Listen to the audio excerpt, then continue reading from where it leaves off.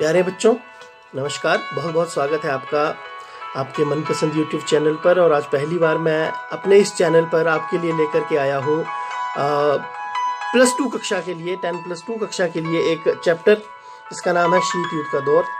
और मुझे पूर्ण विश्वास है कि आपको ये प्रयास पसंद आएगा, क्योंकि इसमें मैं 2 चीज़ों को लेकर के आगे बढ़ूंगा। मैं पहले ही बता दूं, एक तो ये कि इस पाठ की पूरी समझ जो है वो आपको बन सके, और दूसरी कोशिश ये रहेगी कि इस पाठ से हम किस तरीके से प्रतियोगी परीक्षाओं में से जब हम गुजरेंगे तो उसका लाभ भी हमें मिल सके। तो 2 चीज़ों को ध्यान में रखते हुए जो है वो इस पाठ को आगे बढ़ाने का प्रयास करेंगे। सबसे पहले बात करते हैं पाठ के परिचय की, क्योंकि जब भी हम कोई चीज़ पढ़ते हैं तो पहले उसका परिचय होना ज़रूरी है। तो ये जो पाठ है बेटा, ये पूर्व पठिका है पूरी की पूरी पुस्तक के लिए। यानी कि अगर आप इस पाठ को पढ़ लेते हो, अध्याय को पढ़ लेते हो, तो आपको पूरा का पूरा जो पुस्तक है उसको पढ़ने में बहुत ज़्यादा आसानी जो है वो रहने वाली है। समकालीन विश्व की जो राजनीति है उसकी शुरुआत जो है वो शीत युद्ध की समाप्ति को माना जाता है। जब तक शीत युद्ध चला हुआ था तब तक वर्तमान जो राजनीति है वो शुरू नहीं हुई थी। यानी शीत युद्ध की समाप्ति के बाद ही जो प्रेजेंट हमारा जो पॉलिटिकल सिस्टम है, ऑर्डर है, जो व्यवस्था है वो स्थापित हो पाई थी। उससे पहले शीत युद्ध का दौर था, और शीत युद्ध से पहले तो हम जानते हैं कि विश्व युद्ध था। तो अब आगे जो है वो बढ़ते हैं। देखिए, समकालीन विश्व की जो राजनीति है वो इस पुस्तक की विषय वस्तु क्यों है, वो इसीलिए है, ठीक है, कि ये जो पाठ है ये शीत युद्ध पर आधारित है। शीत युद्ध क्या था, वो क्यों शुरू हुआ, कैसे वो उसको आगे बढ़ा वो, और फिर किस तरीके से बीच में उसमें जो है वो एक नया आंदोलन रूप लेता है, और वो उन दोनों के बीच में शक्ति संतुलन स्थापित करवाने में जगह जगह जो है वो अपना भूमिका निभाता है। तो इस तरीके की बहुत सी घटनाएं इस चैप्टर में कोट की गई हैं, जिससे कि हमें समकालीन विश्व की राजनीति की जो भूमिका है उसको बांधने में आसानी हो।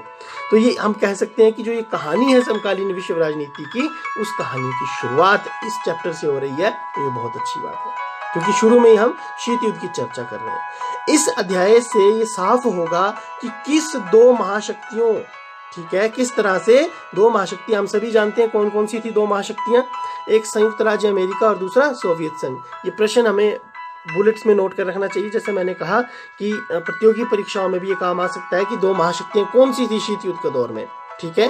तो उनका जो वर्चस्व है वही शीत युद्ध का केंद्र था। यानी हम शीत युद्ध को एक सर्कल मान लें तो उसके सर्कल में 2 अगर कोई मेन पॉइंट्स है तो वो एक था अमेरिका और दूसरा था जो USSR यानी सोवियत संघ, जिसे रूस भी कई बार कहा जाता है, क्योंकि उसका रूस प्रतिनिधित्व जो है वो कहीं ना कहीं करता था। अब ये जो अध्याय है ये हमें शीत युद्ध की समर स्थलियों तक भी ले जाएगा। समर स्थलियां यानी वो जगहें जहां पर शीत युद्ध अपने चरम पर पहुंचा, लेकिन फिर भी वो एक प्रोफेशनल युद्ध में कन्वर्ट नहीं हुआ, वो कहीं ना कहीं उसी तरीके से ही बना रह गया।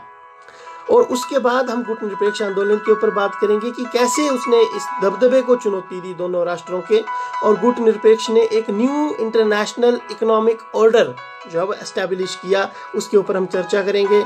उसने आर्थिक विकास और राजनीतिक स्वतंत्रता को अपना साधन बनाया, इस शीत युद्ध को अपना साधन बनाया, और भारत की भूमिका का मूल्यांकन किया गया है इसमें, ताकि भारत की भूमिका की, हम भारत की भूमिका को हर जगह इसी में नहीं, जितने भी चैप्टर्स हम पढ़ेंगे उसमें भारत की भूमिका को हम जरूर जो है एनालाइज करते हैं, ये विशेषता रहती है।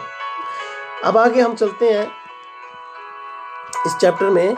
देखिए, क्यूबा मिसाइल संकट की हर बार बात आती है कि क्यूबा मिसाइल संकट क्या था, उसके बारे में सारी की सारी जानकारी।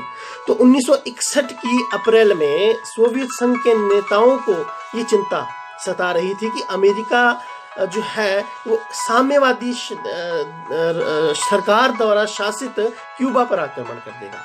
अब आपको यहाँ पर यह समझना बहुत जरूरी है कि क्यूबा एक छोटा सा द्वीपीय देश है। द्वीप वो जगह होती है जो चारों तरफ से पानी से घिरा हो। तो क्यूबा एक ऐसा द्वीपीय देश है जो अमेरिका की बिल्कुल बाउंड्री पे लगता है, सबसे नजदीक है अमेरिका से।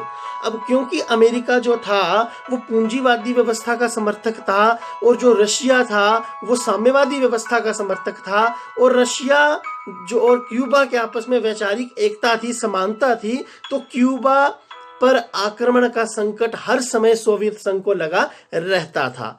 तो ऐसे में इस देश के जो राष्ट्रपति थे फिदाइल कास्त्रो, जिन्हें बहुत ज्यादा कद्दावर नेता माना गया इस देश का, उनको ये भय रहता था कि इनका तख्ता पलट ना हो जाए। अब तख्ता पलट का अभिप्राय ये होता है कि जब वर्तमान सरकार शासन में होती है, उसके शासन को पलट दिया जाए और उसकी जगह पर चाहे बलपूर्वक या कोई भी अन्य तरीका जो लोकतांत्रिक ना हो, उस तरीके को अपनाते हुए कोई और सरकार जब आकर के वहां स्थापित हो जाती है तो उसे हम कहते हैं तख्ता पलट।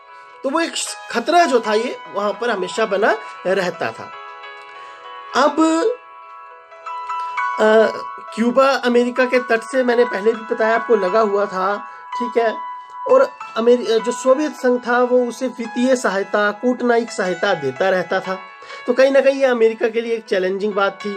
और सोवियत संघ के जो नेता थे निकिता क्रुश्चेव ने क्यूबा को रूस के सैनिक अड्डे के रूप में बदलने का फैसला किया, यानी एक ऐसी जगह जहां रूस अपने सैनिक विमान उतार सके, जहां वो अपनी मिसाइल्स को एस्टेब्लिश कर सके, एक तरीके से उसका जो गढ़ बना सके अपने सैनिक ऑपरेशंस का। 1962 में खुर्शचेव ने क्यूबा में परमाणु मिसाइलें तैनात कर दी। ये बहुत बड़ा संकट था बच्चों।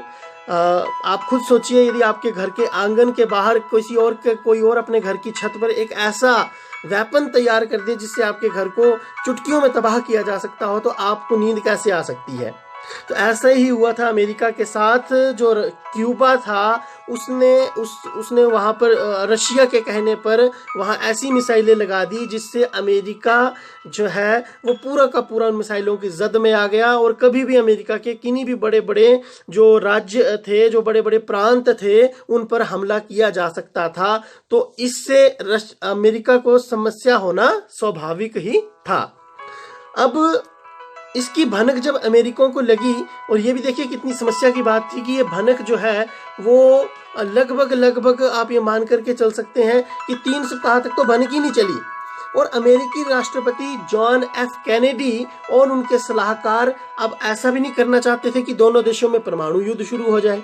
तो ये भी एक समस्या थी कि परमाणु युद्ध को भी शुरू होने से उन्होंने रोकना है।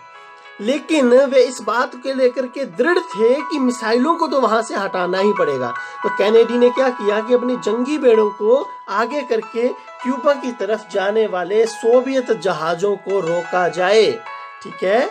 उन्होंने उन जहाजों को रोक दिया और इस तरह अमेरिका सोवियत संघ को मामले के प्रति अपनी गंभीरता की चेतावनी देना चाहता था। ऐसी स्थिति में यह लगा कि युद्ध तो अब होकर के रहेगा। इसी में क्यूबा मिसाइल संकट के रूप में जाना जाता है। तो जब भी आपसे कोई पूछे कि क्यूबा मिसाइल संकट क्या था, तो इसमें आप ये देखिए, क्यूबा एक देश का नाम है। मिसाइल तो आपको पता ही है, एक ऐसा हथियार जिससे दूसरों के ऊपर हमला किया जा सकता है।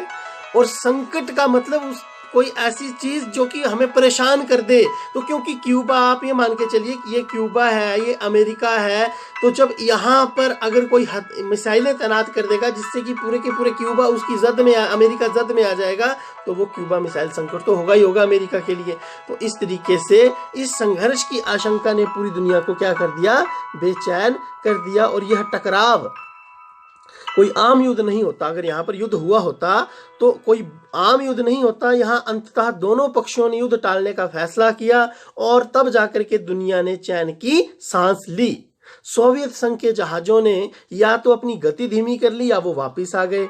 जो क्यूबा मिसाइल संकट शीत युद्ध का चरम बिंदु से कहा जाता है। मैंने आपको शुरुआत में भी कहा था कि इस चैप्टर में आपको उन समरस्थलियों का भी दर्शन करवाया जाएगा। दर्शन से अभिप्राय वहां आपको विचारों के माध्यम से ले जाया जाएगा, जहां पर जो इस विश्व युद्ध होते होते रह गया। तो क्यूबा मिसाइल संकट उन्हीं में से एक जो है वो माना जाता है। अब शीत युद्ध सोवियत संघ और अमेरिका तथा उनके साथी देशों के बीच प्रतिद्वंदिता, तनाव और संघर्ष की एक श्रृंखला के रूप में जारी रहा।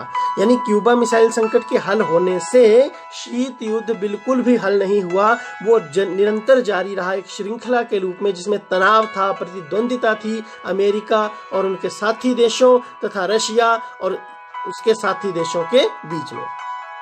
इन दोनों देशों के बीच कोई पूर्व व्यापी रक्त रंजित युद्ध तो नहीं छिड़ा, लेकिन फिर भी विभिन्न इलाकों में युद्ध जरूर हुए, दोनों महाशक्तियां उनके साथी देशों के इन युद्धों में संलग्न रही, वे विशेष क्षेत्र के अपने साथी देश के मददगार बने, लेकिन दुनिया तीसरे विश्व युद्ध से बचती रही।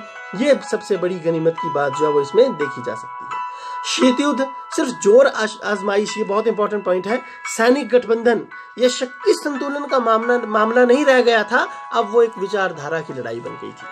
फ्रेंड्स, आप बच्चों, आप इस चीज को ध्यान में देखें कि जब कोई लड़ाई विचारधारा की लड़ाई बन जाती है तो वो हमेशा लंबी चलती है, वो कभी एक आसानी से समाप्त नहीं होती है। तो वैसे ही यहाँ पर विचारधारा की लड़ाई किस तरीके से थी, एक और पूरे विश्व में राजनीतिक और आर्थिक सामाजिक जीवन को सूत्रबद्ध करने का सिद्धांत कौन सा सबसे बढ़िया है। दो जो धुरियां थी वो दो सिद्धांतों को लेकर के चली थी, एक जहां पूंजीवाद की समर्थक थी तो वहीं दूसरा समाजवाद का समर्थक, एक जहां साम्यवाद का समर्थक था तो वहीं दूसरा लोकतंत्र का समर्थक था। तो ऐसे में ये जो विचारधारा थी, इन दोनों ने अपने अपने अगुआ निश्चित कर लिए। जैसे पूर्वी गठबंधन का अगुआ सोवियत संघ, तो पश्चिमी जो गठबंधन था उसका अगुआ बन गया अमेरिका। तो ये जो विचारधाराओं का समावेश है, ये सारा का सारा यूं ही चलता रहा। अगर ये जो इसके बारे में, पूंजीवाद के बारे में और समाजवाद के बारे में आप पढ़ चुके होंगे ये पिछली कक्षा में। अगर आपको चाहिए इसके ऊपर एक और वीडियो तो वो मैं आपको बना करके दे दूंगा। तो मुझे लगता है वीडियो थोड़ी सी लंबी हो जाएगी, तो फिलहाल के लिए काफ़ी है, इतना सही। अगर आपको अच्छा लगेगा तो इस चैप्टर को आगे बढ़ाएंगे, अदरवाइज़ कुछ और ट्राई करेंगे। तो अगर आपको पसंद आया है तो आप जो है वो बता सकते हैं कमेंट सेक्शन में, और अपने दोस्तों के साथ शेयर कर सकते हैं, क्योंकि पढ़ाई जो है बेटा वो बहुत ज़रूरी है लॉकडाउन के टाइम में। जब स्कूल्स बंद है तो हमें इस तरीके से ही पढ़ना पड़ेगा, थोड़ा थोड़ा करके। तो ये छोटी सी वीडियो आपके लिए, उम्मीद करता हूँ आपको जो है वो काम आएगी। थैंक यू सो मच, धन्यवाद, जय हिंद।